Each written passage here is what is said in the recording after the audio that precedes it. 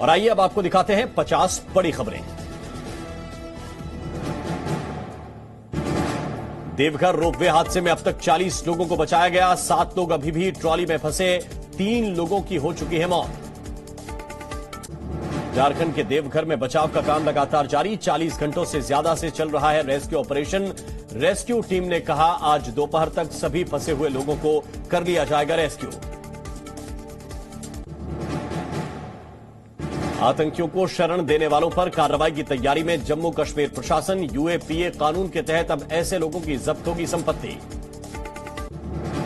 कुलगाम में सुरक्षा बलों और आतंकियों के बीच देर रात से मुठभेड़ जारी, अब तक सेना ने 2 आतंकियों को किया ढेर, मारे गए आतंकियों में एक पाकिस्तानी आतंकी। पश्चिम बंगाल के हंसखाली में नाबालिग युवती से रेप का मामला गरमाया, बीजेपी ने बुलाया बंद।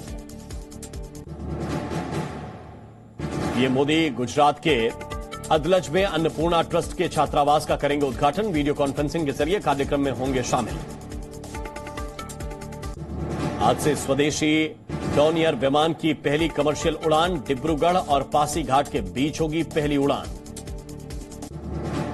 जम्मू कश्मीर में टेरर फंडिंग का मामला, यासीन मलिक के खिलाफ एनआईए की स्पेशल कोर्ट 18 अप्रैल को करेगी औपचारिक आरोप तय।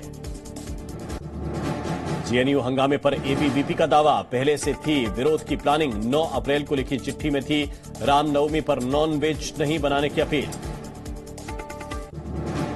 दिल्ली दंगों की साजिश का मामला, कड़कड़ रूमा कोर्ट से शर्जील इमाम को बड़ा झटका, जमानत याचिका खारिज।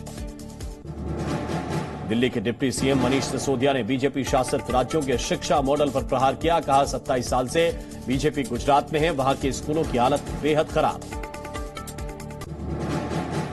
दिल्ली में गर्मी ने तोड़े सारे रिकॉर्ड, 72 साल बाद अप्रैल में पड़ी इतनी गर्मी, शनिवार को 42 डिग्री पार पहुंचा तापमान। दिल्ली में 60 करोड़ की हेरोइन जब्त, 7 तस्कर गिरफ्तार, झारखंड से लाकर दिल्ली, एनसीआर और यूपी में करते थे सप्लाई।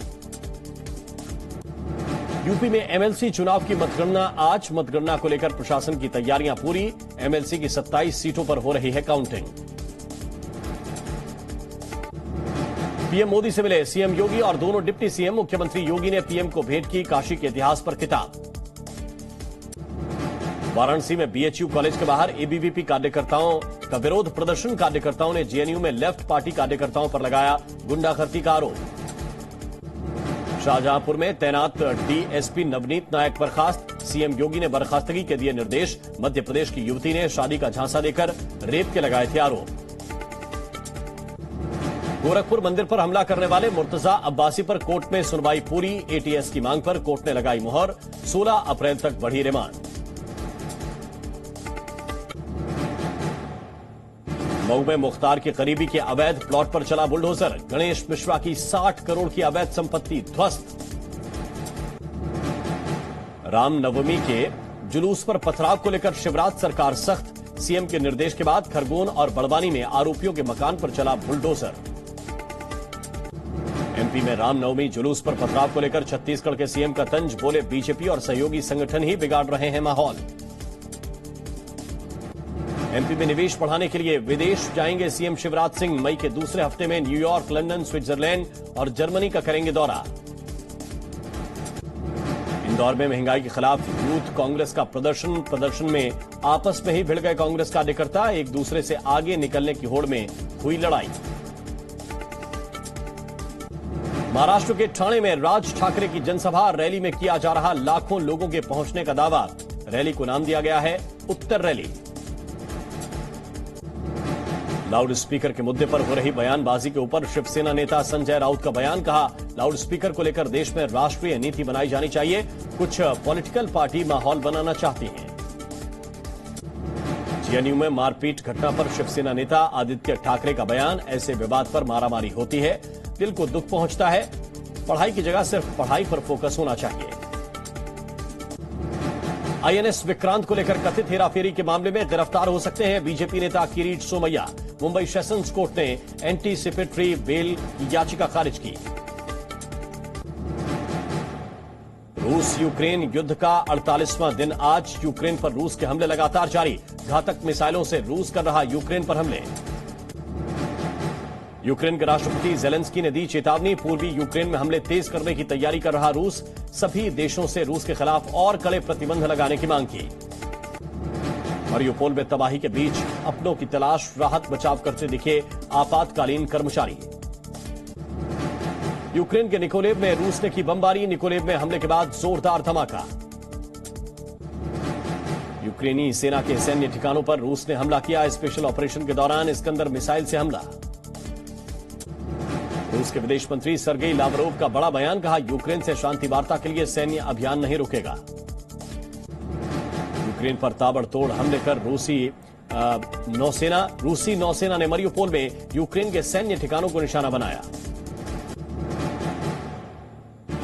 क्रेमाटोर्स्क के स्टेशन में रॉकेट अटैक के बाद पलायन, आसपास के शहर भी वीरान हुए। स्लोवांस्क में सड़कें खाली दिखाई दी।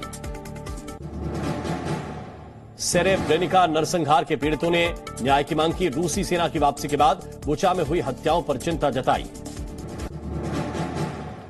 फिनलैंड ने रूस पर लगे प्रतिबंध के बावजूद रूस को कलाकृतियां लौटाईं। फिनलैंड ने रूस से उधार में कलाकृतियां ली थी। पीएम मोदी और अमेरिकी राष्ट्रपति जो बाइडेन के बीच हुई बातचीत, रक्षा मामले में आपसी सहयोग बढ़ाने पर जोर। बाइडेन से बातचीत में पीएम मोदी ने भारत का रुख स्पष्ट किया। यूएस प्रेसिडेंट बाइडेन ने मोदी से कहा, 24 मई को क्वाड समिट में आपसे मिलना चाहता हूं। कोविड-19 के दौरान दोनों देशों ने हेल्थ और इकोनॉमी से जुड़े कई चैलेंज फेस किए। यूएस प्रेसिडेंट ने यूक्रेन को की गई मदद पर स्वागत किया, कहा भारत ने यूक्रेन को जो मदद दी है मैं उसका स्वागत करता हूं। चीन के खिलाफ अमेरिका ने दिया मदद का भरोसा, रक्षा मंत्री लॉयड ऑस्टिन ने चीन की तरफ से हिंद प्रशांत महासागर में की जा रही चीन की दखलंदाजी को लेकर भारत की पूरी मदद का आश्वासन दिया। जो बाइडेन का बयान, रूस से तेल आयात को बढ़ाना भारत के हित में नहीं है। अमेरिका ऊर्जा आयात में और विविधता लाने में भारत की मदद करने को तैयार है। बाइडेन से बातचीत में पीएम मोदी ने की बुचा नरसंहार की निंदा। पीएम मोदी ने बातचीत के जरिए विवाद सुलझाने की अपील की। बाइडेन से वर्चुअली बातचीत में पीएम मोदी ने यूक्रेन को सहायता देने का जिक्र किया। पीएम बोले, यूक्रेन की मांग पर हम जल्द ही दवाइयां भेजेंगे। प्रधानमंत्री नरेंद्र मोदी ने ऑपरेशन गंगा की चर्चा की। पीएम मोदी ने बातचीत में कहा, हमने यूक्रेन में फंसे 20,000 से ज्यादा भारतीय नागरिकों को निकाला, एक भारतीय छात्र की मौत हुई। अमेरिका दौरे पर हैं भारत के रक्षा मंत्री राजनाथ सिंह। 2+2 मंत्री स्तरीय वार्ता में लिया हिस्सा। भारत अमेरिका के बीच द्विपक्षीय संबंधों को मजबूत करने पर जोर। मंत्री स्तरीय वार्ता में रक्षा मंत्री राजनाथ सिंह ने मेक इन इंडिया पर जोर दिया। अमेरिकी कंपनियों के भारत में निवेश करने और मेक इन इंडिया प्रोग्राम में सहयोग करने की अपेक्षा की। शहबाज शरीफ ने पाकिस्तान के 23वें प्रधानमंत्री के रूप में शपथ ली। वोटिंग प्रक्रिया में शहबाज शरीफ को मिले 174 वोट। प्रधानमंत्री बनते ही शहबाज शरीफ ने अलापा कश्मीर का राग, कहा कश्मीर के मुद्दे के समाधान के बिना भारत से अच्छे संबंध मुमकिन नहीं। शहबाज शरीफ ने कहा, कश्मीर का मसला यूएन में लेकर जाएंगे, कहा दोनों देशों को कश्मीर मुद्दे पर बातचीत